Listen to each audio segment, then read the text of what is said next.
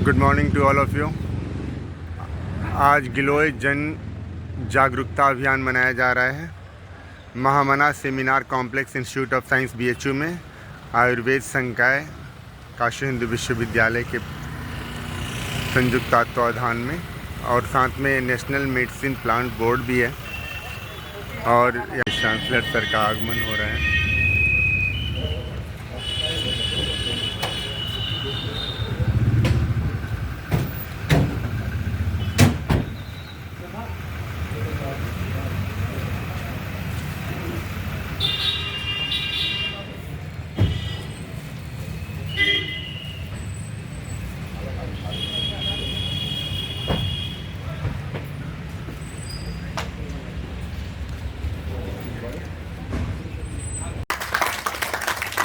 अरुण चंदन जी को तो सुनिए।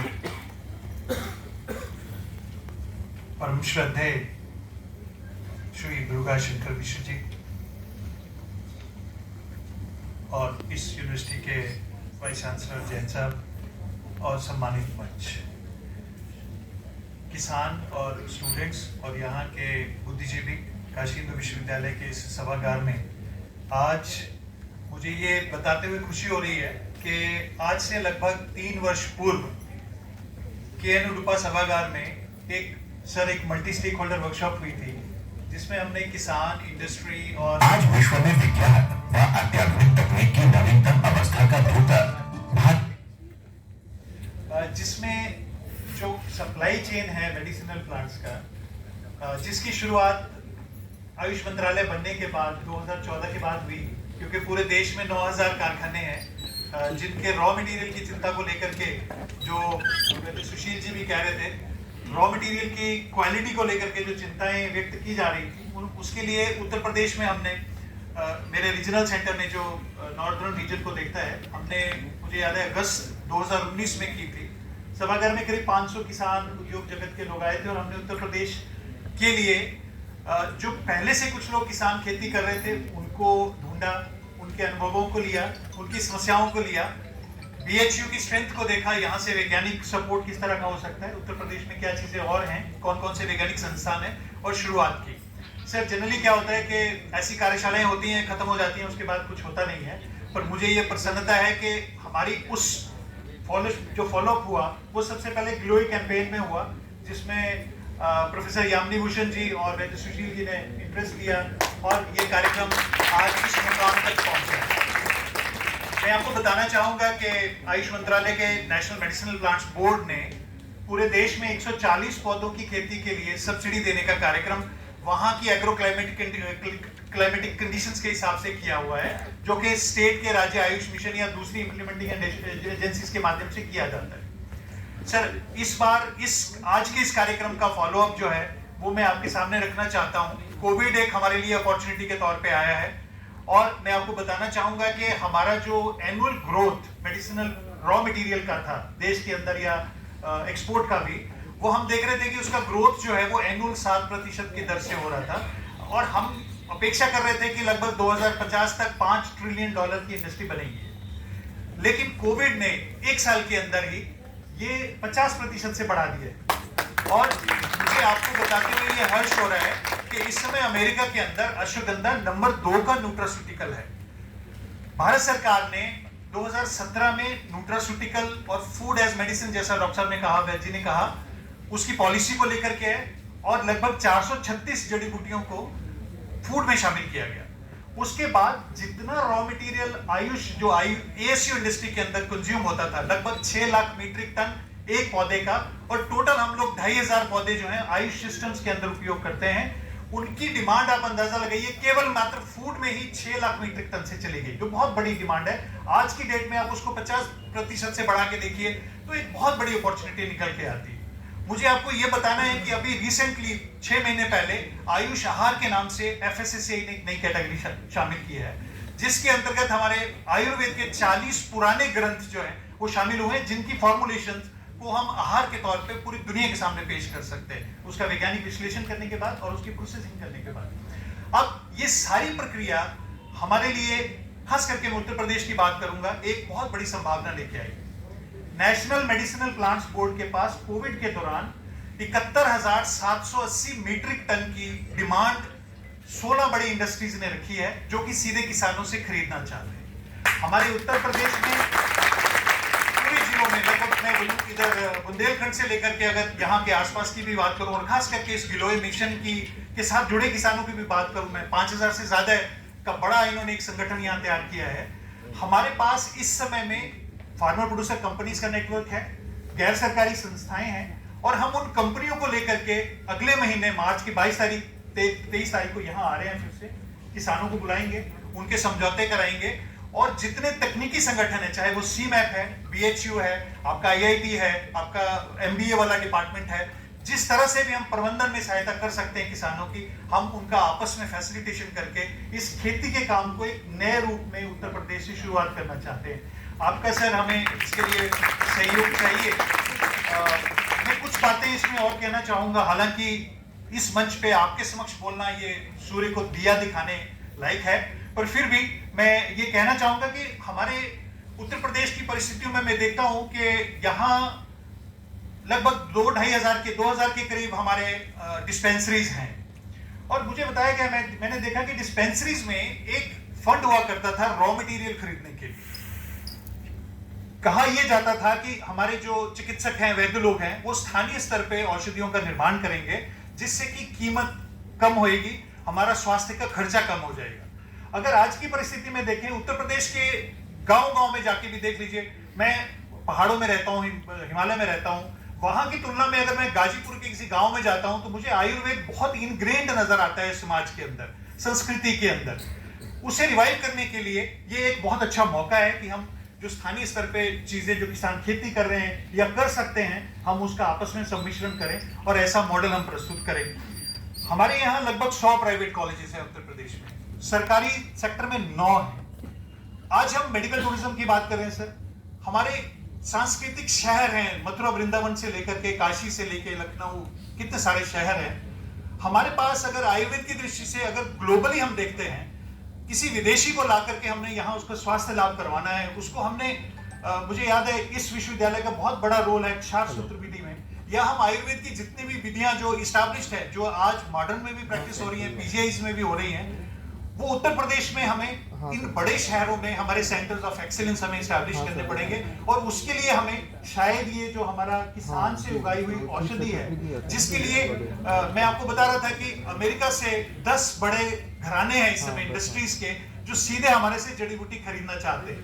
वो कहता है मुझे ट्रेसेबिलिटी के साथ दीजिए, मुझे बताइए ये जड़ी बूटी कहाँ खेती हुई है, इसके लॉन्गिट्यूड लैटिट्यूड्स क्या हैं इसके, और इसका आपने क्या इसको नेचुरल तरीके से, ऑर्गेनिक तरीके से ग्रो किया है या नहीं किया। तो इन सब चीजों के लिए हम बिल्कुल हब बन सकते हैं, और जो लोकल स्तर पे कुछ किसानों से सीधा खरीदने की प्रक्रिया है रॉ मटेरियल के लिए, उसे बढ़ावा देने की जरूरत है। सर मैं यहाँ आपको एक उदाहरण देना चाहता हूँ जो हिमाचल प्रदेश में हमने किया।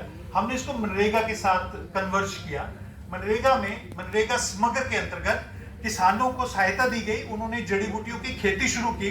शुरुआत दौर में सबसे बड़ी दिक्कत ये होती है मार्केट की, कि खरीदेगा कौन। सबसे बड़ा प्रश्न यहाँ भी हुआ था उस समय जब ये मीटिंग हुई थी हिमाचल प्रदेश में। हमने कहा कि हम खरीद लेंगे इसको, और मुझे आपको बताते हुए हर्ष हो रहा है कि जो मनरेगा के तहत अश्वगंधा उगाया गया था वो हमारे खरीदने से पहले बिक गया। लोगों को पता लगा कि लोग यहाँ विशुद्ध उगा रहे हैं, उन्होंने चुपके से जाकर के किसानों से खरीदा। आज अश्वगंधा बाजार में 90 रुपए किलो है, लेकिन हमारे किसान ने 400 रुपए किलो बेचा। तो सर मैं इन्हीं शब्दों के साथ एक बार फिर से प्रोफेसर यामिनी भूषण जी को और पूरे विश्वविद्यालय को बधाई देता हूं कि हमारा ये जो गिलोय मिशन का जो अभियान है, पूरे देश में ऐसे प्रोजेक्ट्स चले हैं, लेकिन ये प्रोजेक्ट अपने आप में एक अलग दृष्टिकोण से, अलग तरीके से हुआ है, और इसने बहुत सफलता के आयाम प्राप्त किए हैं। हम नियमित रूप से इनकी गतिविधियों को देखते रहते हैं। बहुत बहुत धन्यवाद। Thank you. चीफ सेक्रेटरी का भाषण सुने। संगोष्ठी की अध्यक्षता कर रहे काशी हिंदू विश्वविद्यालय के दुर्गा शहर हैं ये, दुर्गा शंकर मिश्र सर, प्रोफेसर सुधीर कुमार जैन साहब, मंच पर आसीन तमाम सारे सम्मानित व्यक्तित्वगण, आज के संगोष्ठी सभागार में उपस्थित सभी विद्वज्जन, देवियों, सज्जनों, सबसे पहले तो मैं बड़ी विनम्रता के साथ आपने जो मेरे लिए इतनी सारी अलंकार भरी बातें कही, मैं नहीं जानता कि मैं उतना वो सब चीज़ें मेरे लिए कितनी सटीक हैं, लेकिन निश्चित तौर पे उसके जैसा बनने के लिए मैं खुद हमेशा प्रयासरत रहूँगा और प्रयासरत रहता हूँ। के साथ आपका पत्र स्वीकार करता हूँ। बहुत बहुत धन्यवाद। आपको जानकर खुशी होगी कि मैं भी इस विश्वविद्यालय का एक विद्यार्थी रहा हूँ, केवल 1 वर्ष के लिए। मैंने कुलपति महोदय को, जिनके साथ मेरा एक दूसरा संबंध है, हम दोनों IIT कानपुर के हैं, अपनी कहानी सुनाई कि कैसे मैं 1 साल के लिए यहाँ आया, क्यों आया और क्यों चला गया। ये जब अगर कभी पीछे मुड़कर हम देखते हैं तो भगवान को लगता है कि भगवान हमारे लिए तमाम सारे डॉट्स बना के रखते हैं और हर डॉट का कुछ न कुछ कारण होता है, और उन्हीं कारणों में जो मैंने कुलपति महोदय को बताया उसके हिसाब से मैं यहाँ आया और यहाँ के बाद मैं IIT कानपुर चला गया। वहाँ से जाकर के मैंने बीटेक, अदरवाइज मैं यहीं के BHU IIT का मैं बीटेक की मैंने डिग्री हासिल की। तो इसलिए आप सबसे मेरा सीधा BHU के नाते, BHU के जो छात्र हैं, BHU के जो संकाय के तमाम सारे अध्यापन में जो प्रोफेसर्स हैं, आप सबके साथ मेरा सीधा संबंध है। आज जो गिलोय मिशन की संगोष्ठी का समापन किया जा रहा, मैं समझता हूँ समापन नहीं बल्कि एक नई शुरुआत, जो कि हमारे जी ने कहा समापन तो कुछ होता नहीं बल्कि एक नई शुरुआत आज हो रही है, तो उसके लिए आपको बहुत बहुत शुभकामनाएं देता हूँ। इसके पहले कि मैं कुछ और बात इसके बारे में करूँ, मैं 2 बातें मैं आपसे निवेदन करना चाहूँगा। पहला, जब मैं यहाँ पे आया और मुझे एक पूरा बैच लगा, मुझे मालूम नहीं कि कहाँ वो बैच गिर गया, क्योंकि जब मैं अपने बैच को देख रहा था तो मैंने बगल में प्रोफेसर त्रिपाठी से कहा कि भाई ये हमारा बैच तो दिख ही नहीं रहा। आपके छात्रों ने मुझे भी बैच लगाया था, लेकिन वो बैच दिख नहीं रहा है। मैं लोगों को दिखाना चाह रहा था, तो अभी वो बैच है नहीं, मुझे खुद नहीं मालूम कि कहाँ गिरा। कहीं नहीं, कोई बात नहीं, मुझे जरूरत नहीं, आप दे दीजिए, दे दीजिए।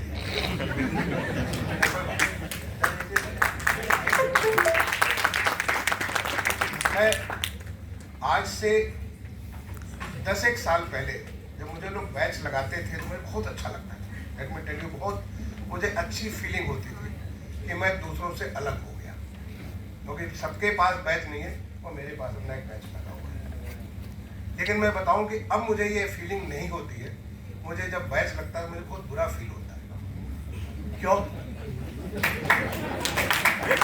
बुरा फील होता है आप जानना चाहेंगे, क्योंकि आप लोग तो अध्ययन, अध्यापन, अनुसंधान, रिसर्च सब चीज में लगे रहते हैं। बुरा इसलिए फील होता है कि मुझे एक कूड़ा दिखता है। मुझे एक कूड़ा के रूप में मैं भारत सरकार का आवासन एवं शहरी कार्य मंत्रालय का करीब 4 साल 7 महीने सचिव रहा हूँ, और पूरे देश में हमारी माननीय प्रधानमंत्री जी की जो एक संकल्पना है कि पूरे देश को स्वच्छ करना है, वो माननीय प्रधानमंत्री जी के उस संकल्प को पूरे देश में पूरी भरपूर मेहनत के साथ हमने लागू किया है। और ये 4.5 साल नहीं बल्कि उसके 3 साल पहले से जब मैं एडिशनल सेक्रेटरी भारत सरकार में बना, तब से जो एडिशनल सेक्रेटरी इस काम को मैं पूरे मनोयोग के साथ लगा रहा। अब मुझे हर जगह रिड्यूस, रीयूज और रिसाइकिल नजर आता है। मैं आपसे शेयर करना चाहता हूँ कि ऐसी चीजें जिसकी जरूरत नहीं है उसको हमें नहीं करना चाहिए। हमें एक्स्ट्रा कूड़ा नहीं पैदा करना। अगर आप देखें विदेशों में, मैंने बहुत अध्ययन किया और पूरे मनोयोग के साथ, मैंने कहा पूरे मन के साथ पूरे देश में इस चीज को मैंने लागू किया। तो जब मैं इसे देखता हूँ, या वो एक मैंने देखा कि वहाँ पे प्लास्टिक की थैली में मुझे तमाम सारी चीजें दी गई, तो मुझे लगता है उस प्लास्टिक की थैली का करते क्या, फेंक देते हैं कूड़े जैसे। उसके अंदर जो एक पैड दिया गया, एक पेन दिया गया, कितने लोग पेन लेके जाते हैं, कितने उसका प्रयोग करते हैं, कितने लोग उस पैड का प्रयोग करते हैं, लेकिन वो कूड़ा हो जाता है। वो आप जाकर के या तो आपके अलमारी के अंदर वो कूड़े के रूप में भरता चला जाता है, आपके डेस्क के अंदर भरता चला जाता है, और नहीं तो फिर किसी को उपयोग का नहीं। तो इसका कितने लोग जाकर के घर में इसका उपयोग करेंगे?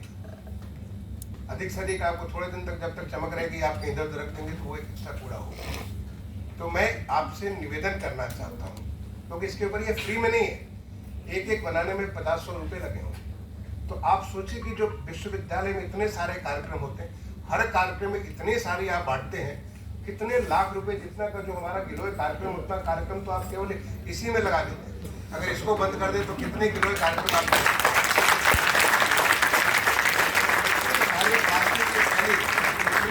प्लास्टिक की वो इतनी बड़ी थैली अगर आप बंद कर दें, एक एक थैली वो 100 रुपये की हो, पेन और डायरी उतनी होगी। अगर ऐसा कि बहुत कम लोग, देखिए मेरे भी पॉकेट में पेन है, मैं जब यहाँ पे आया तो मेरे पास भी पैड था और सब लोग लेके आए हो, लेकिन कुछ लोग होते हैं, मैं देश विदेश में तमाम सारी जगह इतना सारा मौका मुझे भारत सरकार में, राज्य सरकार मिला, तमाम सारी, कुछ 1-2% लोग होते हैं जो भुलक्कड़ टाइप के होते हैं, जो पेन लेकर के लाना भूल जाते हैं, जो उनके कुछ पैड नहीं लाते, उनके लिए किनारे में रख दीजिए, 2-4 पैड रख दीजिए, 2-4 पेन रख दीजिए, अगर जरूरत होगा तो उठा सकते हैं।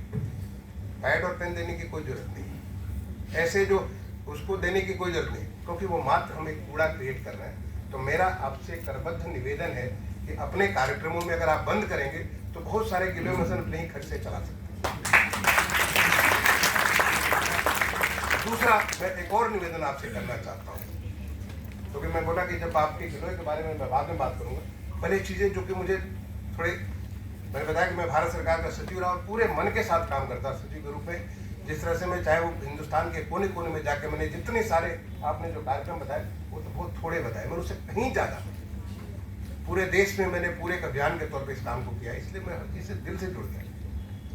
जो दूसरी चीज़ जो आपने अपनी स्मारिका का विमोचन कराया, एक दृश्य आप अगर देख रहे होंगे कि विमोचन के समय हर एक के आगे कूड़ा इकट्ठा हो, विमोचन के बाद वो सबसे पहले वो फीता खोलना, फिर उसको प्लास्टिक वाली जो वो उसका पैकेट लगाना, फिर उसको खोल कर, और इससे भी ज़्यादा कई जगह मंचों पे मैंने देखा कि वहाँ पे लोग जब वो खुल नहीं पाता उसको नोच नोच करके तोड़ तोड़ के कर देते। तो पहला चीज़ तो ये हुआ कि उसका कोई उपयोग नहीं, जिससे आपने उसे बांधा है, जिस चीज़ से बांधा है, जिस तरीका से बाधित, उसकी कोई उपयोग नहीं। हाँ, लेकिन ये एक कार्यक्रम है, आप चाहते हैं इसको एक लोग देखें, इसका लोग समझे कि एक नई किताब, एक नई पुस्तक, एक नई स्मारिका, एक नई चीज आप सामने ला रहे हैं। इसके लिए मैंने अपने मंत्रालय में प्रारंभ किया कार्य जो है कि जो भी विमोचन, जैसे हमारे मंत्री जी करेंगे, माननीय प्रधानमंत्री जी करेंगे, राष्ट्रपति जी करेंगे, जिस किसी से भी जो भी हमारा मंच पे, जैसे यहाँ पे हमारे माननीय कुलपति महोदय हैं, अगर आप उनसे विमोचन करना चाहते हैं तो केवल उस किताब को केवल फीते से बांधिए, पैकेट लगाने, कुछ भी बांध लगाने की जरूरत नहीं है। कई लोग इतना सेलो टेप लगा देते हैं, इतनी किस्म किस्म से तो बांध देते हैं तो खोलना मुश्किल हो जाता है। आप केवल फीते से बांधिए, उनसे कहिए कि उसको फीते को खोलें, और बाकी सारे लोगों को तो क्या करना है, बाकी उनके साथ खाली फोटो खिंचवाना है। तो बाकी लोग क्या करें, जैसे बहुत अच्छा लगा मुझे बहुत अच्छा लगा जो त्रिपाठी जी ने जो बात कही, जब बैद जी पूछ रहे थे मैं समझ गया, मेरे बगल में बैठे थे, त्रिपाठी जी बोले कि सबको स्मारिका बांट दी, ऐसे ही सबके सामने स्मारिका की कॉपी रख दीजिए, जब फोटो खिंचवाना हो वो सामने करके फोटो खिंचवा देंगे, बात खत्म हो गई। अब इतना सारा कूड़ा रिड्यूस, रीयूज एंड रीसाइकिल, मैं आपसे इसलिए कह रहा हूं कि आप प्रोफेसर हैं, आप होने वाले प्रोफेसर हैं, आप होने वाले जो छात्र हैं बहुत बड़े महत्वपूर्ण पदों पे जाएंगे। देश आज बदल रहा है, हमारा देश एक नई गति से एक नए रास्ते की तरफ आगे बढ़ रहा है, जिसको हमारे माननीय प्रधानमंत्री जी ने पिछले 15 अगस्त 2021 को लाल किले के प्राचीर से जब राष्ट्र को संबोधन कर रहे थे तो उन्होंने कहा कि हम 2022 में प्रवेश कर रहे हैं, जो आजादी का अमृत महोत्सव पूरा देश मना रहा है। लेकिन यही नहीं, हमारी नजर 2047 के 100 साल पूरा करने पे है जब हम देखना चाहेंगे कि हमारा देश कहाँ पहुंचा होगा। ऐसे कुछ लोग होंगे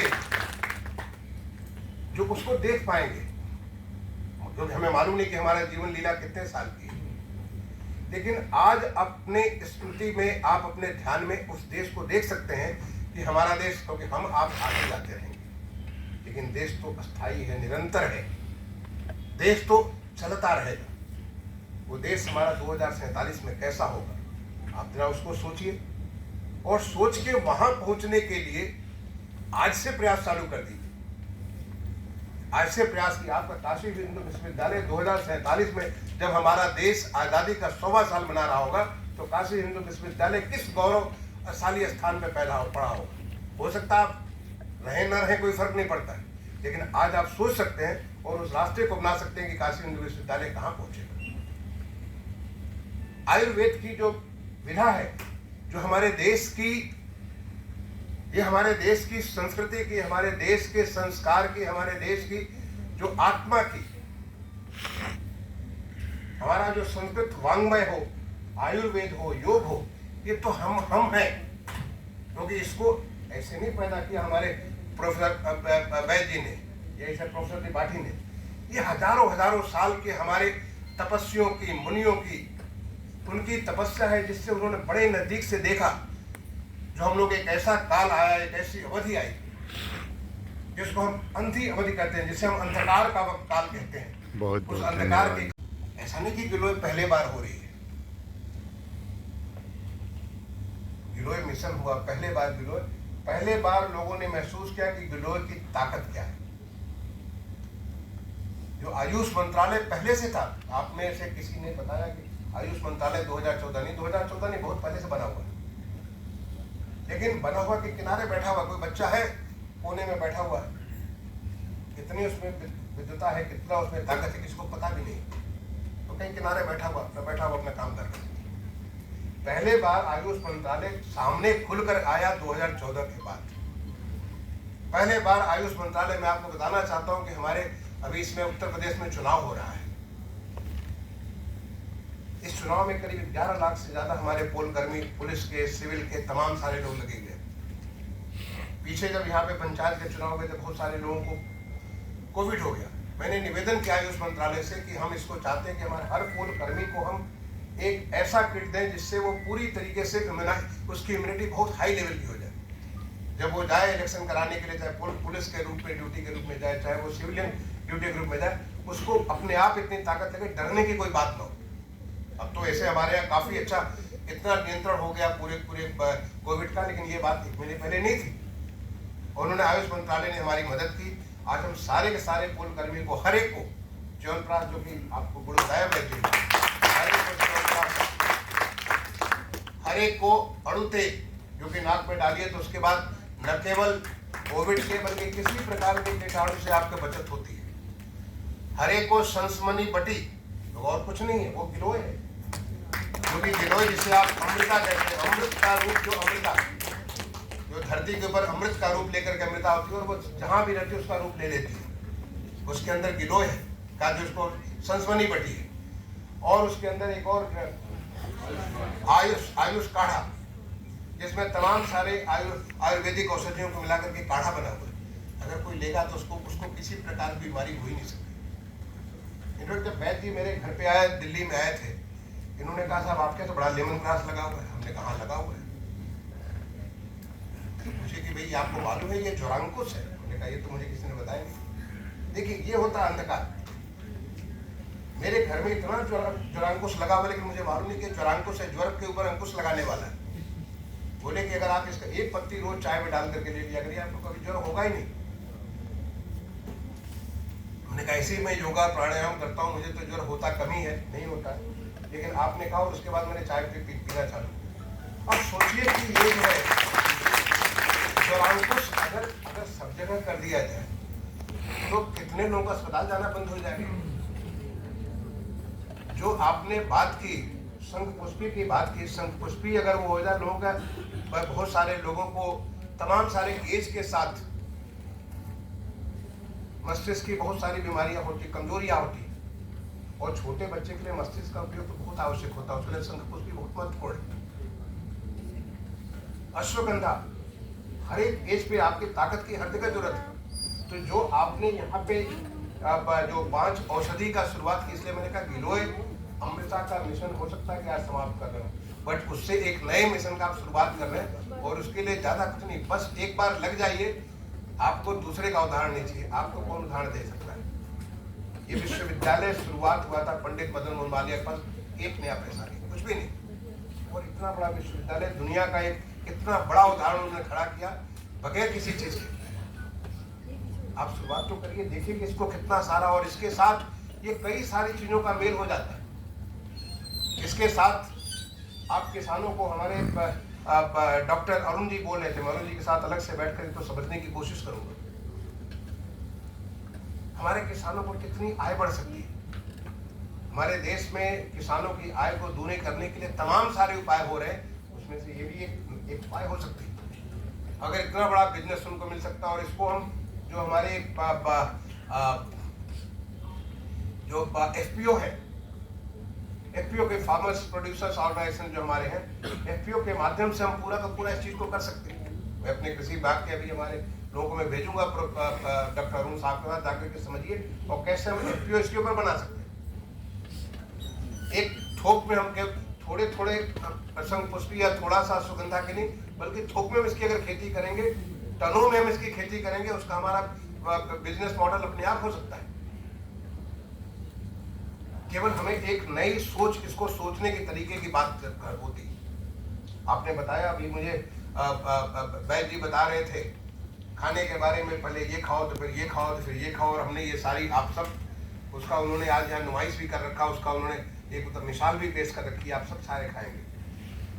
मैंने वैद्य जी को बुला के पूछा कि आप इसका कॉमर्शलाइजेशन नहीं कर सकते?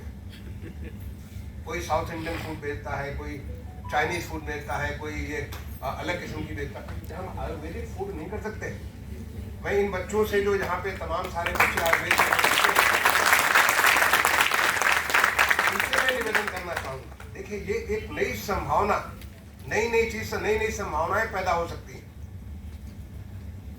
और इसके लिए आपको फंडिंग भी सरकार से फंडिंग की व्यवस्था भी हो जाएगी, आप लोनिंग की व्यवस्था हो जाएगी। आप शुरुआत तो करके देखिए, और आप देखेंगे कि तमाम सारे लोग हैं, देश के विदेश के, जहां आपने इसकी शुरुआत की। देखो, एक आयुर्वेदिक खाना जो कि कंप्लीट आहार है, जिसमें वो तमाम सारी चीजें, जिसमें 1 साल 2 साल 10 साल की ये हमारे वैद्य जी की का रिसर्च नहीं है, त्रिपाठी का रिसर्च नहीं है, ये हजारों साल के हमारे उन तमाम सारे ऋषियों, मनीषियों, तपस्वियों की उनकी विधा है, उनकी सोच है, जो कि तमाम सारे संस्कृत के श्लोक में आपको बताए जा रहे थे कि वो सब सारी की सारी चीजें हैं, और वो सारी चीजें मिलकर के ये खाना बनी है।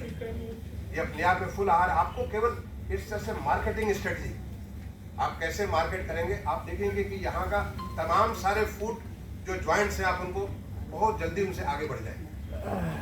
शुरुआत तो करके देखिए, क्योंकि हमारा देश अब हमारा देश वो देश नहीं रहा जो कि जो है पहले आप कुछ छोटी बातें सोचिए, इंक्रीमेंटल ग्रोथ की बात सोचिए, यहाँ तो ट्रांसफॉर्मेशनल ग्रोथ की बात करते हैं। यहाँ हम 3 ट्रिलियन से सीधे $5 ट्रिलियन इकोनॉमी की बात होते हैं, $10 ट्रिलियन इकोनॉमी की बात होते हैं, वो ट्रांसफॉर्मेशनल चेंज है। जब उस प्रकार के ट्रांसफॉर्मेशनल चेंज हो तो उसके साथ आपके साथ राज्य सरकार भी है, भारत सरकार भी है, सारे के सारे लोग मिलकर के काम कर सकते हैं। शुरुआत तो करके देखिए, हो सकता है शुरुआत में थोड़ी आपको कठिनाई आए, मेरे पास आ जाएगी, मैं आपकी कठिनाई दूर करूँ। आपके मैं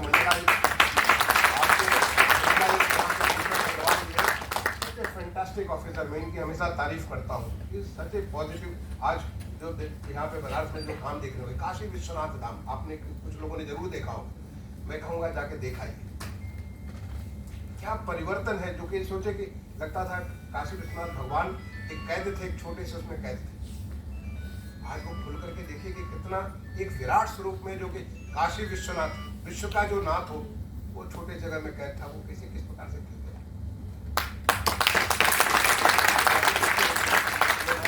दीपक जी से अगर कहीं कोई कठिनाई हो, मैं जो बातें कह रहा हूँ, अगर आपको दिक्कत हो, सीधे आप उनसे संपर्क कर सकते हैं, वो आपकी मदद करेंगे।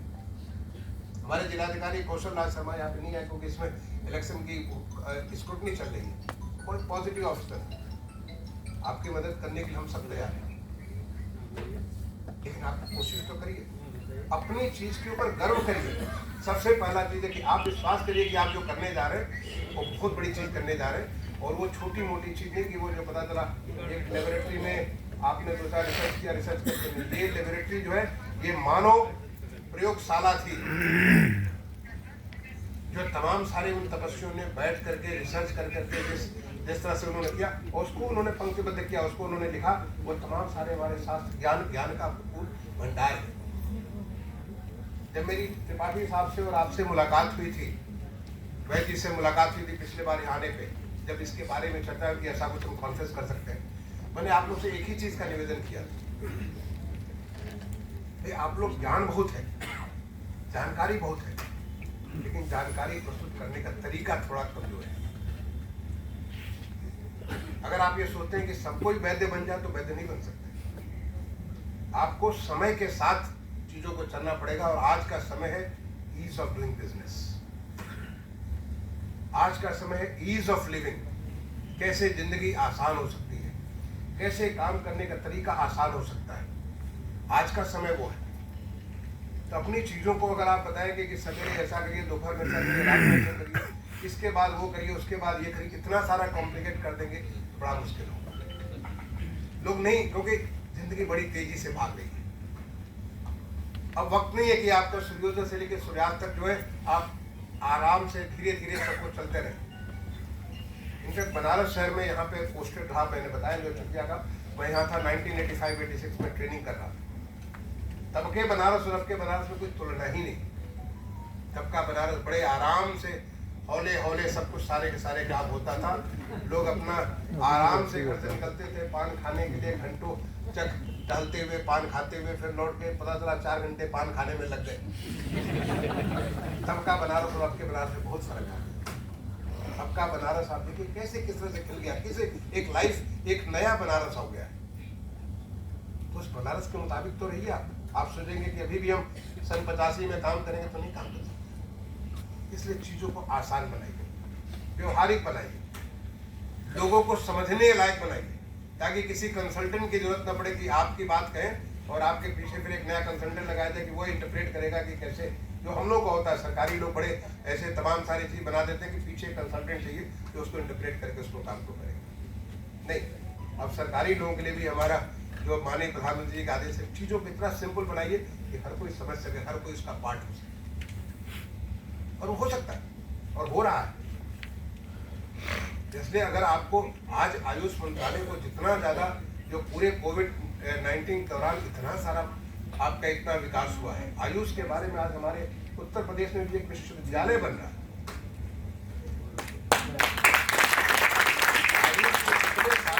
आयुष के इतने सारे कॉलेज, इतनी सारी चीजें बढ़ गई, पहले इतनी ज्यादा आपकी पूछ नहीं थी, क्योंकि हम भूले हुए थे अपने आप को। ऐसा नहीं कि आप में ताकत नहीं, ताकत तो बहुत थी। जैसे मैंने जोरांकुश का एग्जाम्पल केवल इस नाते दिया कि मेरे घर में इतना होने के बावजूद मुझे नहीं मालूम कि इसका क्या फायदा। मैं तो उसे लेमन ग्रास समझता था कि तो ये थाई फूड के अंदर उपयोग किया जाता है, उसमें थाई फूड में स्पेशल स्मेल या स्पेशल किस्म के उससे फ्लेवर आ जाता है। लेकिन आपने बताई तो जोरांकुश तो है तो आपके पास, लेकिन आपको पता ही नहीं। इसके लिए आवश्यक है, ये इसके लिए बहुत आवश्यक है आप जो काम कर रहे हैं उस काम को आप कैसे बढ़ाएं और कैसे वो देश की उस जो एक नई धारा चली हुई, नई ट्रांसफॉर्मेशनल डेवलपमेंट का एक नई धारा चली हुई, उस धारा के साथ जोड़ करके आज जो आपको जो महत्व मिला हुआ पूरे देश में, पूरे विश्व पटल पे, आपने एग्जाम्पल दिया और अरुण जी ने तमाम सारे एग्जाम्पल दिए, लेकिन वो जो एग्जाम्पल दिया मैं कहूँगा ऊंट के मुंह में जीरा है। उसका बहुत बड़ा आपका जो संभावनाएं है, बहुत बड़ी संभावना है, और विदेश में नहीं अपने देश में भी बहुत बड़ी संभावना है।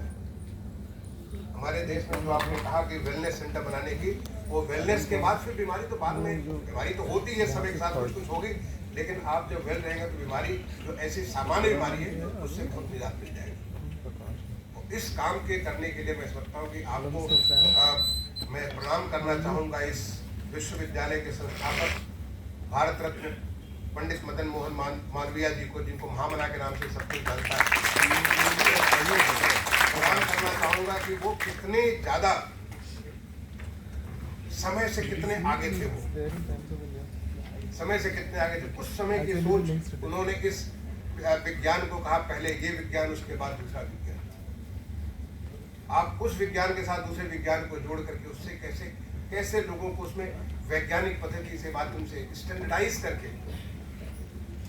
कैसे हर जन तक पहुंचा सकते हैं, कैसे देश विदेश में अपने इसको गूंज कर सकते हैं। आपको ज़्यादा कुछ करने की जरूरत नहीं। आप एक बार करने, जब इस देश में जो कुछ चीज़ अडॉप्ट हो जाएगी तो विदेशों में अपने आप ही अडॉप्ट हो जाएगी। कोई उसमें मुझे शक की बात नहीं है। मैं दोबारा एक बार फिर से, आपने मुझे बुलाया,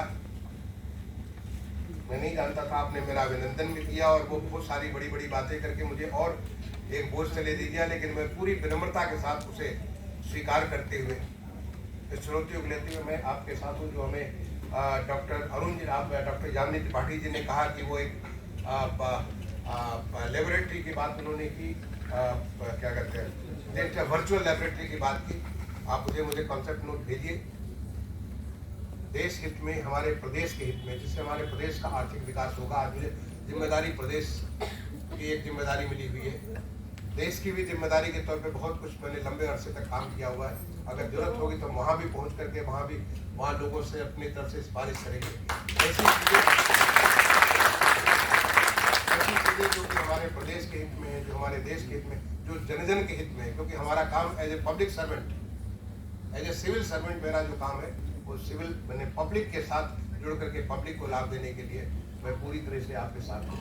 मैं एक बार दोबारा आप सबका अभिनंदन करता हुआ, अपने कुलपति महोदय को प्रणाम करता हुआ, हमारे आज के धन्वंतरी, भगवान धन्वंतरी जिनकी वजह से ये सब कुछ है, उनको, महामना जी को प्रणाम करता हुआ अपनी बात को समाप्त करता हूँ।